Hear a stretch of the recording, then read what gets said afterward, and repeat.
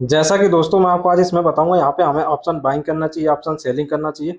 मैं आपको आज इसमें पूरी डिटेल वाइज आपको मैं चर्चा करूंगा। तो देखो, सबसे पहले मैं आपको यहाँ पे स्टार्टिंग वाइज यहाँ पे मैं बात करूंगा। तो यहाँ पे देखो, मैं सबसे पहले यहाँ पे देख लो मेरा पोर्टफोलियो। मैं यहाँ पे गोल्ड एंड सिल्वर पे ऑप्शन सेलिंग करता हूँ। इतनी समय मैं प्रेजेंट में यहाँ पे गोल्ड की यहाँ पे मैंने ऑप्शन सेलिंग किया हुआ है। उसके बाद मेरी जो सिल्वर की पोजीशन थी वो मेरी यहाँ पे इतनी समय मंथ वाइज थी, तो वो एक्सपायर हो चुकी है। वहाँ पे मेरा प्रॉफिट यहाँ पे बुक भी हो चुका है। यहाँ पे देखो, मैंने गोल्ड पे यहाँ पे क्या किया हुआ, मैंने ऑप्शन सेलिंग यहाँ पे मैंने गोल्ड में कर रखा हुआ है। दो पोजीशन मेरी मंथ वाइज चल रही। उसके बाद जो एक्सपायरी इसकी 28 अगस्त है, उसके बाद एक्सपायर हो जाएगी। तो बहुत इसमें ठीक ठाक यहाँ पे प्रॉफिट भी यहाँ पे बन जाता है। उसके बाद यहाँ पे मैं आपको एक चीज दिखाऊं, ये मैंने आज एक ऐसे ट्रेड मैंने लिया हुआ था गोल्ड पे। यहाँ पे मैंने ऑप्शन सेलिंग किया हुआ था 1,85,000 की थी। अभी जब मेरी ये मंथ यहाँ पे एक्सपायर हो जाती है, जब मतलब 28 अगस्त थी वाली, तब मैं अगले मंथ की यहाँ पे उसको होल्डिंग करता हूँ।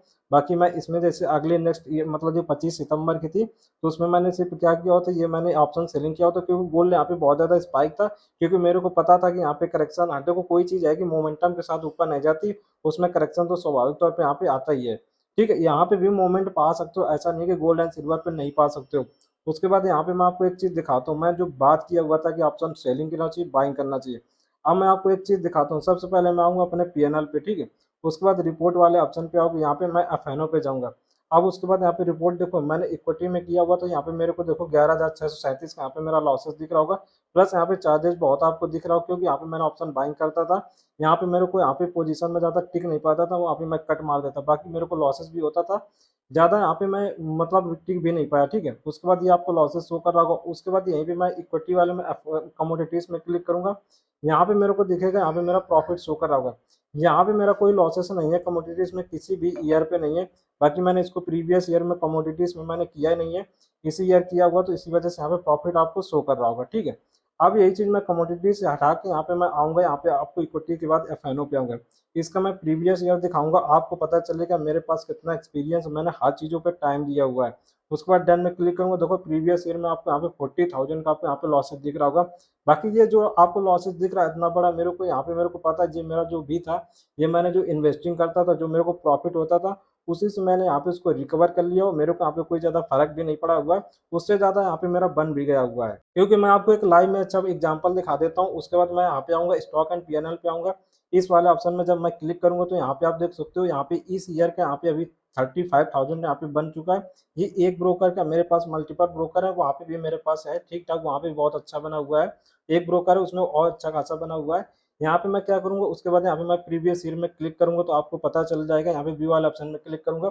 यहाँ पे देखो, आपको 62,000 का यहाँ पे दिख रहा होगा, तो इसका मतलब मेरा एक भी ब्रोकर का यहाँ पे मेरा जो प्रॉफिट है, वो पूरा यहाँ पे मेरा लॉसेस में नहीं गया हुआ। बाकी उसके बाद मेरे पास मल्टीपल ब्रोकर है, जो मैं यहाँ पे इक्विटी या फैनो करता हूँ, जो भी यहाँ पे किया हुआ है वो सिर्फ मैं ग्रो पे करता हूँ। बाकी मैंने उसमें एक्टिवेट भी नहीं करके रखा हुआ है, वहाँ पे मैं कुछ करता ही नहीं हूँ, ठीक है। वहाँ पे मेरा कोई लॉसेस का यहाँ पे चांसेस है नहीं।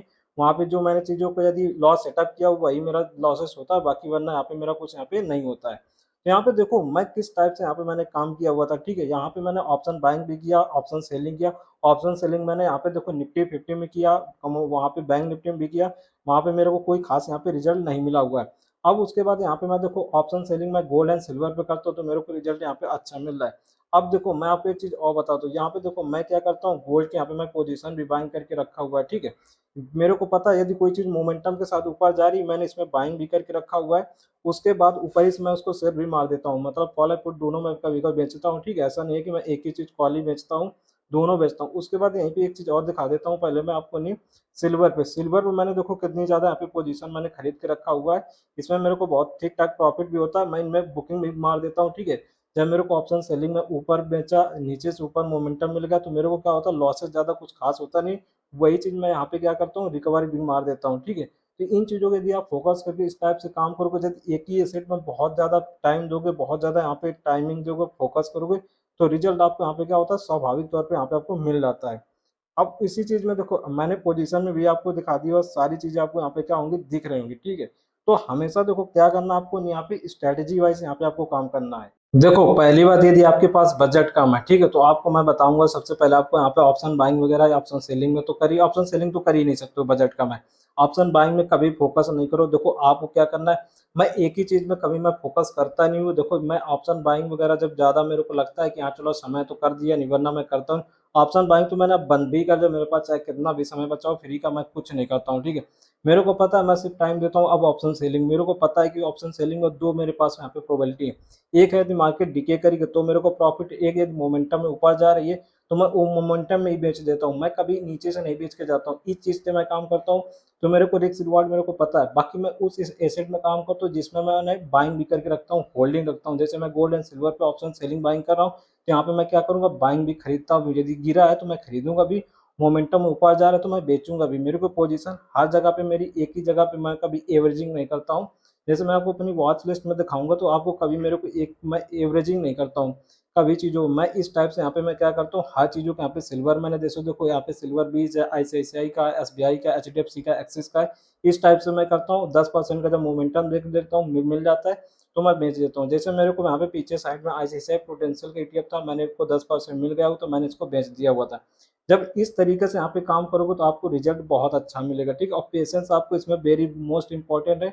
आपको तभी काम करो, देखो बिजनेस कोई भी करो उसमें आपको क्या चाहिए, पेशेंस चाहिए। पेशेंस जितना हो सकता है उतना यहाँ पे आपके पास यहाँ पे क्रिएट कर पाओगे। जब इस तरीके से काम करोगे तो आपको अच्छा यहाँ पे रिजल्ट मिलेगा। देखो यदि ऑप्शन बाइंग कर रहे हो तो वहाँ पे मेरे को नहीं लगता प्रोबेबिलिटी, यदि हम लोग यदि बिगिनर पे आओगे, इसके पास पैसा कम है तो उसको क्या होगा, स्ट्रेस भी यहाँ पे बहुत ज़्यादा फील हो जाता है। क्योंकि इस स्ट्रेस वगैरह से सबसे बचना है तो आपको पहले इन्वेस्टिंग करो, वहाँ से यदि पैसा क्रिएट कर लो तो आप इस चीज़ों में करो, नहीं वरना इसको बिल्कुल छोड़ दो। बाकी एक चीज़ मैं सबसे ज़्यादा जो मैं पैसा यहाँ पे कमाता हूँ वो मेरा रहता है इन्वेस्टिंग। इन्वेस्टिंग में फोकस करता हूँ, वो सबसे ज़्यादा मैं करता हूँ ईटीएफ पे। ईटीएफ मेरा ज़्यादा यहाँ पे रहता है, मैं ईटीएफ को प्लस भी मार देता हूँ तो मेरे को वहाँ पे बहुत ज़्यादा यहाँ पे ऑप्शन सेलिंग मार दिया, तो मेरे को दोनों चीज़ों का यहाँ पे बेनिफिट्स हो जाता है। देखो मैंने आपको ये वीडियो जो बताया हुआ है ये सिर्फ एजुकेशन पर्पज़ के लिए, मेरा यहाँ पे कोई उद्देश्य नहीं। अपने फाइनेंशियल सलाह से भी आप लोग अपनी सलाह ले सकते हो। मेरे को सिर्फ मकसद था आप लोगों को यहाँ पे सिखाना, यदि आप गलत राह पे जा रहे हो तो वहाँ से आपको हटाना है, ठीक है। क्योंकि मैं उस रास्ते में गया हूँ तो मेरे को पता है। मैं तो देखो जो चीज़ से मैंने लॉसेस भी किया हुआ है वो मैंने सिर्फ प्रॉफिट से किया हुआ, मैं इतना दिमागी से यहाँ पे मैं काम किया हुआ है।